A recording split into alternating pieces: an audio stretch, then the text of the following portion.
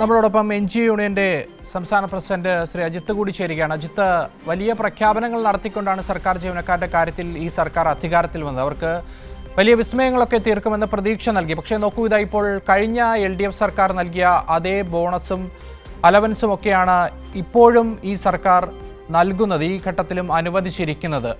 അതായത് കഴിഞ്ഞ സർക്കാരിൻ്റെ കാലത്ത് വലിയ സാമ്പത്തിക പ്രതിസന്ധിയൊക്കെ നേരിട്ടിരുന്നു. കേന്ദ്ര ഉപരോധം അടക്കം നിലനിന്ന സാഹചര്യത്തിലാണ് ഈ ബോണസ് 4000 നിന്ന് 4500 ആക്കി, അലവൻസ് 2750 നിന്ന് 3000 ആക്കി ഉയർത്തിയത്. പക്ഷേ ഇതാ നോക്കൂ, അതിലൊന്നും ഒരു വർധനവ് ഇപ്പോൾ വരുത്തുന്നില്ല പുതിയ UDF സർക്കാർ എന്നുള്ളതാണ്.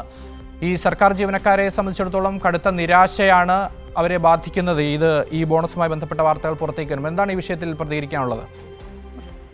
തീർച്ചയായും ഈ സർക്കാർ ആദ്യം ബഡ്ജറ്റ് അവതരിപ്പിക്കുന്നതിന് മുമ്പ് ജീവനക്കാർക്ക് ഒരു വിസ്മയം ഉണ്ട്, അത് ബഡ്ജറ്റിൽ ഒളിപ്പിച്ചു വെച്ചിട്ടുണ്ട് എന്നായിരുന്നു കുറെ ദിവസം പ്രചരിപ്പിച്ചുകൊണ്ടിരുന്നത്. ബഡ്ജറ്റ് വന്നപ്പോൾ ജീവനക്കാർക്ക് പ്രത്യേകമായ ഒരു ആനുകൂല്യവും പ്രഖ്യാപിച്ചില്ല എന്ന് മാത്രമല്ല, ജീവനക്കാരുടെ മേഖലയിൽ ചർച്ച ചെയ്തുകൊണ്ടിരുന്ന ശമ്പള പരിഷ്കരണം ഉൾപ്പെടെയുള്ള കാര്യങ്ങളിൽ മൗനം പാലിച്ചു. അതായിരുന്നു ആ വിസ്മയം. ഇപ്പോൾ കഴിഞ്ഞ കുറെ ദിവസങ്ങളായി പത്രങ്ങളിലും ഓണസമ്മാനമായി ജീവനക്കാർക്ക് വലിയ ആനുകൂല്യം കൊടുക്കാൻ പോകുന്നു, ക്ഷാമബത്ത കൊടുക്കാൻ പോകുന്നു, വലിയ ഓണസമ്മാനം ഉണ്ടെന്ന് പറഞ്ഞു. ഇത് ഉത്തരവിറങ്ങിയപ്പോൾ കഴിഞ്ഞ വർഷം ഇവിടെ താങ്കൾ പറഞ്ഞ പോലെ കഴിഞ്ഞ വർഷം ഉണ്ടായിരുന്ന 4500 ബോണസ്, അലവൻസ് 3000, അഡ്വാൻസ് 20000 ഇത് കഴിഞ്ഞ വർഷം ഉണ്ടായിരുന്നതാണ്. കഴിഞ്ഞ വർഷമാണ് യഥാർത്ഥത്തിൽ ഇത് വർദ്ധിപ്പിച്ചിരുന്നത്. ആ ഉത്തരവ് ഞങ്ങളെല്ലാം കണ്ടു. പക്ഷെ ഞങ്ങൾ വാർത്തകൾ കാണുന്നത് ഇതിന്റെ തുകയാകെ വർദ്ധിപ്പിച്ചിരിക്കുന്നുവെന്നും ദീർഘകാലമായി വർധനവില്ലാതിരുന്ന ഒരു പ്രശ്നത്തിന്മേൽ ഇപ്പോൾ ഈ ഗവൺമെന്റ് വന്ന് ആദ്യ ഓണത്തിന് തന്നെ നൽകി എന്ന് പറയുന്നു. ഓണസമ്മാനം മറ്റൊരു രൂപത്തിൽ ഇത്തരത്തിൽ ജീവനക്കാരുടെ മേഖലയിൽ നൽകാൻ കുടിശ്ശികയുള്ളത് നൽകാതിരിക്കുകയും ഓണക്കാലഘട്ടത്തിൽ സാധാരണഗതിയിൽ നടത്തുന്ന ബോണസ്, അലവൻസ് തുടങ്ങിയ കാര്യങ്ങളിൽ കാലോചിതമായ വർധനവ് വരുത്തി കൊടുക്കുക എന്നതാണ് ഒരു കീഴ്വഴക്കം. ആ രൂപത്തിലാണ് കഴിഞ്ഞ വർഷം വർദ്ധിപ്പിക്കുകയും ചെയ്തിട്ടുള്ളത്. അങ്ങനെ ഒരു നടപടി സ്വീകരിക്കാതെ ഓണസമ്മാനം ഉണ്ട് എന്ന് നേരത്തെ പ്രചരിപ്പിക്കുകയും ഇല്ലാത്ത കാര്യം അങ്ങനെ ഉത്തരവിൽ കൊടുക്കാൻ കഴിയാതെ വരുമ്പോൾ നുണ പറയാൻ തയ്യാറാവുകയും ചെയ്യുന്നു. അതിന്റെ ഭാഗമായ കള്ളപ്രചരണമാണ് യഥാർത്ഥത്തിൽ നടക്കുന്നത്.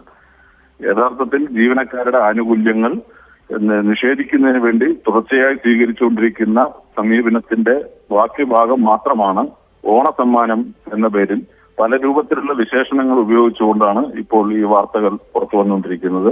വസ്തുതാവിരുദ്ധമായ കാര്യമാണ്. നേരത്തെ ഉണ്ടായിരുന്ന കഴിഞ്ഞ വർഷം ബോണസ് ലഭിച്ചതിനേക്കാൾ ഒരാൾക്ക് പോലും അധികമായി ഈ വർഷം ബോണസ് ലഭിക്കില്ല. കഴിഞ്ഞ വർഷം ലഭിച്ച ബോണസ്, അലവൻസ്, അഡ്വാൻസ് തുകകളിൽ 1 രൂപ പോലും ഈ വർഷം വർദ്ധിച്ചിട്ടില്ല.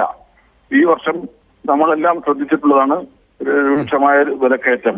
അരിയുടെയും പഞ്ചസാരയുടെയും ഓണക്കാലത്ത് ഓണവിപണിയിലേക്ക് വരുമ്പോൾ വലിയ തോതിലുള്ള വിലക്കയറ്റത്തിന്റെ പ്രതിസന്ധി, വരുമാന ശോഷണം ഉണ്ടായിക്കൊണ്ടിരിക്കുന്ന ഘട്ടത്തിൽ അതിന് പരിഹാരം ഉണ്ടാക്കുമെന്ന് പ്രതീക്ഷിച്ചിരുന്ന അല്ലെങ്കിൽ പറഞ്ഞുകൊണ്ട് നടന്നിരുന്ന DAക്ക് കാര്യത്തിൽ തീരുമാനമെടുത്തില്ല.